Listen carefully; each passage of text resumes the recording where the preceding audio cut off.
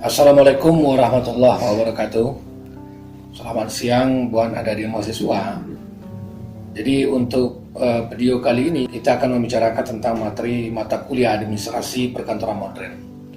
Nah, adapun salah satu motivasi pembuatan video ini dikarenakan kita tahu bahwa beberapa minggu yang lalu atau yang sudah itu bahwa di pihak kampus itu memperlakukan bahwa perkuliahan dilakukan secara daring atau secara online.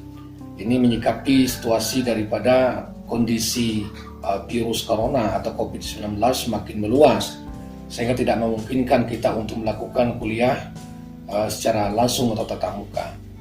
Maka solusinya adalah dengan melakukan kuliah secara online.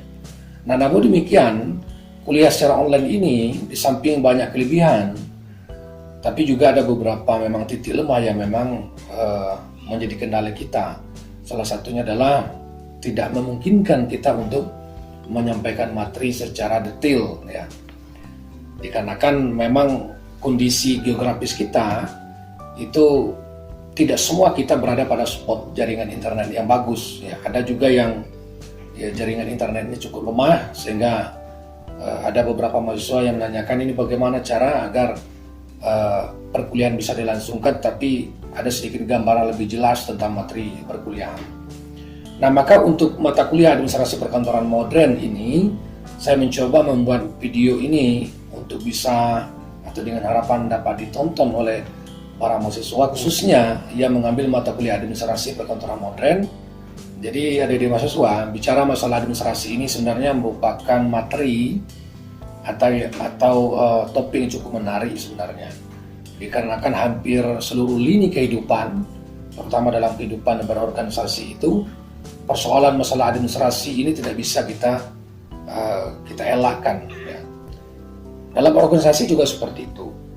Aktivitas di dalam perkantoran itu tidak bisa mengelakkan pelayanan dengan melakukan kegiatan-kegiatan administrasi.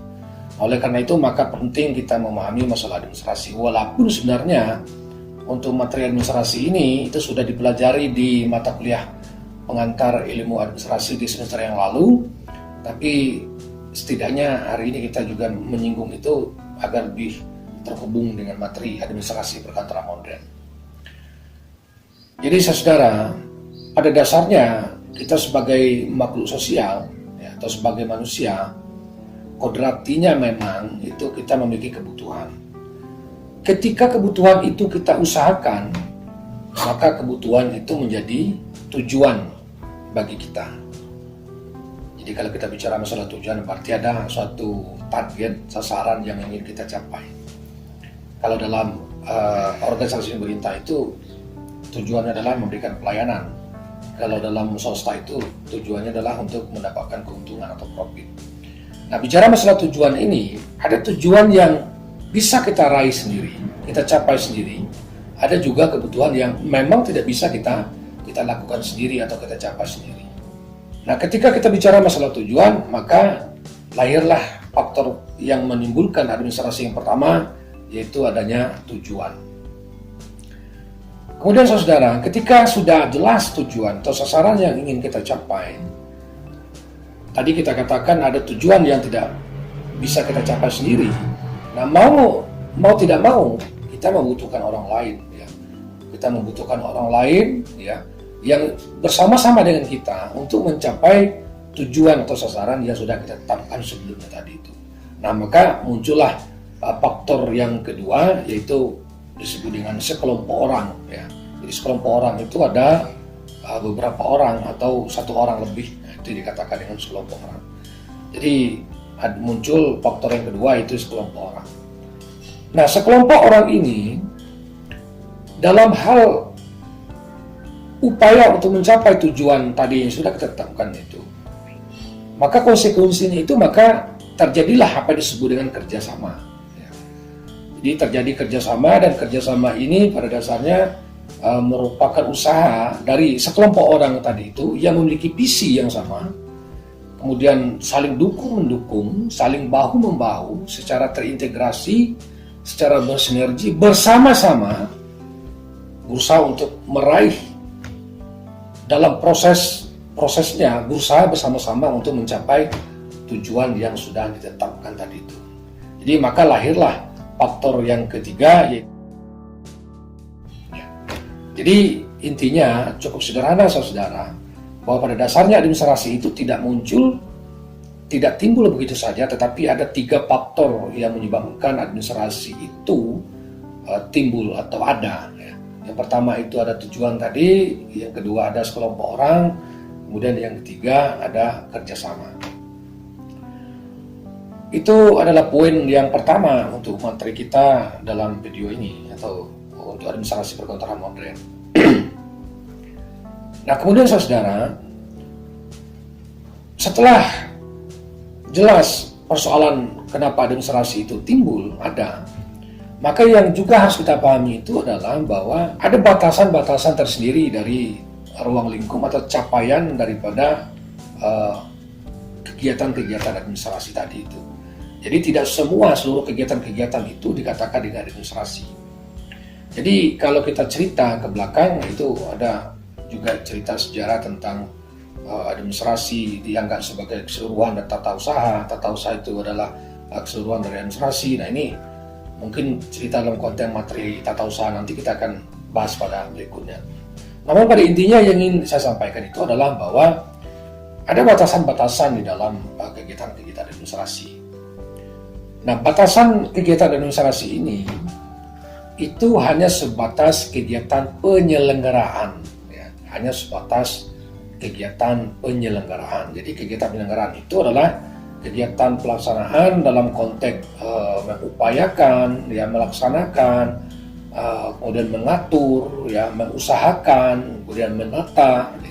Jadi dia hanya sebatas kegiatan penyelenggaraan. Dan kegiatan penyelenggaraan ini sifatnya itu hanya menunjang, ya. Sifatnya hanya sebagai kegiatan atau aktivitas penunjang, dan sekaligus juga aktivitas melayani operatif. Jadi ada yang dikatakan dengan operatif. Jadi yang dikatakan dengan operatif itu adalah kegiatan pengerjaan yang langsung berhubungan dengan tujuan. Nah, kegiatan proses pencapaian tujuan ini itu bisa dilakukan kalau dilayani oleh administrasi tadi, atau dilayani atau adanya pelayanan dari kegiatan penyelenggaraan administrasi tadi itu. Ya. Kita ambil contoh umpamanya, kalau di kampus yang dikatakan yang operatif itu adalah para dosen dan tenaga pengajar. Jadi para dosen dan tenaga pengajar inilah yang membentuk atau membangun calon sarjana tadi itu, ya, yang merupakan tujuan daripada suatu perguruan tinggi. Nah, namun demikian, para dosen dan tenaga pengajar ini tidak bisa mengupayakan, menciptakan para calon sarjana tadi itu kalau tidak dilayani oleh aktivitas penyelenggaraan administrasi. Umpamanya seperti menyediakan gedung, ya, kemudian menetapkan jadwal-jadwal kuliah, ya, kemudian menentukan mata kuliah yang diampu oleh para dosen, ya, kemudian menyediakan fasilitas lain seperti laptop, infocus, ya, kemudian kursi, meja, dan seluruh kebutuhan-kebutuhan dalam konteks penyelenggaraan, sehingga para dosen bisa memanfaatkan itu untuk memberikan materi sehingga melahirkan para calon sarjana tadi itu. Jadi jelas di situ batasannya. Ada dikatakan dengan penyelenggaraan administrasi, ada dikatakan dengan operatif. Dan administrasi ini hanya sebatas penyelenggaraan saja, dan dia hanya sebagai fungsi menunjang kegiatan operatif sehingga operatif bisa mencapai tujuan. Namun demikian, walaupun kegiatan administrasi ini hanya sebatas kegiatan penyelenggaraan, namun ia tetap merupakan fungsi yang menentukan dari kegiatan-kegiatan operatif. Ya, kepastian daripada operatif itu bisa mencapai tujuan suatu organisasi. Itu poin yang kedua, ya, di mana administrasi itu hanya sebatas ruang lingkup penyelenggaraan saja. Nah, kemudian saudara, bicara masalah penyelenggaraan administrasi ini, maka agar tidak menimbulkan kebingungan dan lebih tertibnya yang dikatakan dengan penyelenggaraan administrasi itu, maka ada beberapa unsur yang kategorikan sebagai penyelenggaraan administrasi. Dan 8 unsur ini sebenarnya nanti akan kita bahas juga secara tersendiri, secara bertahap dalam materi-materi berikutnya. Nah, saudara atau dari mahasiswa, adapun unsur-unsur administrasi yang dikategorikan sebagai penyelenggaraan administrasi tadi itu, yang pertama itu ada dikatakan dengan pengorganisasian atau organizing. Kemudian yang kedua ada yang dikatakan dengan manajemen, yaitu upaya untuk melakukan penggerakan orang-orang atau seluruh potensi-potensi yang ada dalam organisasi atau sumber daya yang ada dalam organisasi. Kemudian yang ketiga ada dikatakan dengan kepegawaian, yaitu menyangkut persoalan masalah orang-orang yang terlibat di dalam organisasi, ya, dengan segala kompleksitas persoalannya. Kemudian yang keempat ada yang dikatakan dengan keuangan, ini menyangkut masalah anggaran, dikarenakan setiap aktivitas organisasi itu konsekuensinya itu adalah anggaran, ya. Dia bisa bergerak, dia bisa beroperasi dikarenakan ada anggaran-anggaran yang dibutuhkan atau biaya yang dibutuhkan atau yang timbul di dalam kegiatan-kegiatan itu. Kemudian yang kelima itu ada dikatakan dengan tata hubungan. Tata hubungan ini menyangkut masalah persoalan komunikasi yang dilakukan di dalam organisasi, apakah itu dari pimpinan ke bawahan maupun bawahan ke pimpinan, ya, atau mungkin hubungan secara horizontal sesama staf, ya, atau berada pada sebuah level yang sama, maupun hubungan secara diagonal antara pimpinan A dengan bawahan pimpinan B umpamanya. Nah, ini juga akan kita bahas lebih lanjut secara detail nantinya. Kemudian ada juga yang dikatakan dengan perbekalan. Perbekalan ini adalah menyangkut persoalan masalah sarana dan prasarana dan alat-alat yang dibutuhkan di dalam kegiatan-kegiatan sekelompok orang tadi itu, ya.